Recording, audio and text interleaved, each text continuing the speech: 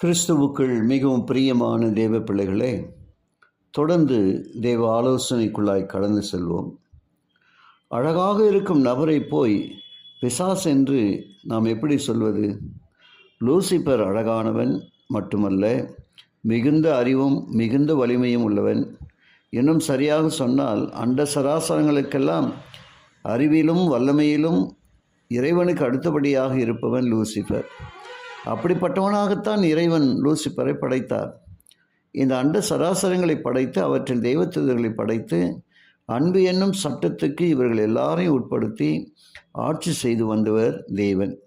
இந்த ஆட்சியில் தனக்கு உதவியாக இருக்கும்படி இறைவனால் படைக்கப்பட்டவன்தான் லூசிபர். வேறு விதமாக சொன்னால் இறைவனும் தெய்வத்தூதர்களும் அடங்கிய தேவ குடும்பத்தில் மூத்த மகனாக இறைவனாகிய தந்தைக்கு அடுத்த ஸ்தானம் வசிப்பவனாக படைக்கப்பட்டவன்தான் லூசிபர். இறைவனுக்கு அடுத்த நிலை என்றால் அது எவ்வளவு பெரிய பதவி! லூசிபர் மிகவும் சந்தோஷமாக இருந்திருப்பான் இல்லையா?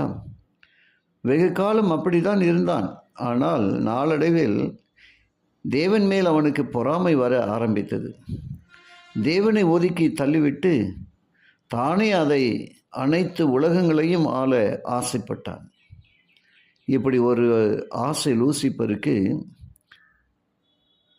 வந்தது என்றால் நிச்சயமாக அது தவறுதான்.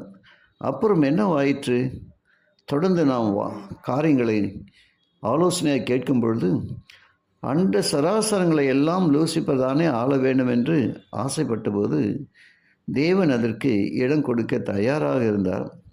இதுபோல் இன்னும் எத்தனையோ அண்ட சராசரங்களை உண்டு பண்ணுவது தேவனுக்கு கஷ்டமான காரியம் இல்லையே. ஆகவே இறைவன் தனது மூத்த மகனாகிய லூசிபரது ஆசைக்கு இடம் கொடுக்க செய்தார். ஆனால் ஒரே ஒரு நிபந்தனை மட்டும் விதித்தார். அது என்ன நிபந்தனை? இறைவன் அன்பானவர், அன்பே உருவானவர். ஆகவே உண்மையான அன்பு எப்படி செயல்படும் என்பதை அனைத்து தேவதூதர்களுக்கும் விளக்கமாக கூறியிருந்தார். அண்ட சராசரங்கள் அனைத்தும் அன்பினால் ஆளுகை செய்தார். இறைவன் அவர் வகுத்து தந்த அன்பின் சட்டங்களையெல்லாம் தொகுத்தால் அதற்கு தேவ தர்மம் என்று பெயர்.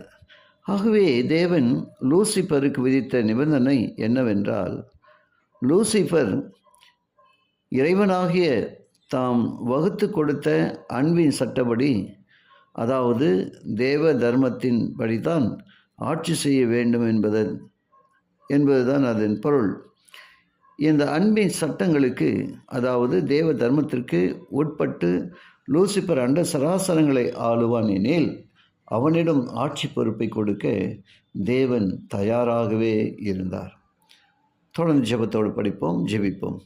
கிருபையுள்ள நல்ல பிதாவே, உமக்கு நன்றி சொல்லுகிறோம். இந்த நாளில் உம்முடைய வார்த்தையின் வழியாக எங்களோடு கூட நீ பேசினீங்க, உமக்கு நன்றி சொல்லுகிறோம்.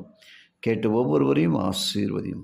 இயேசுவின் வழியாக ஜெபிக்கிறேன் நல்ல பிதாவே, ஆமென்.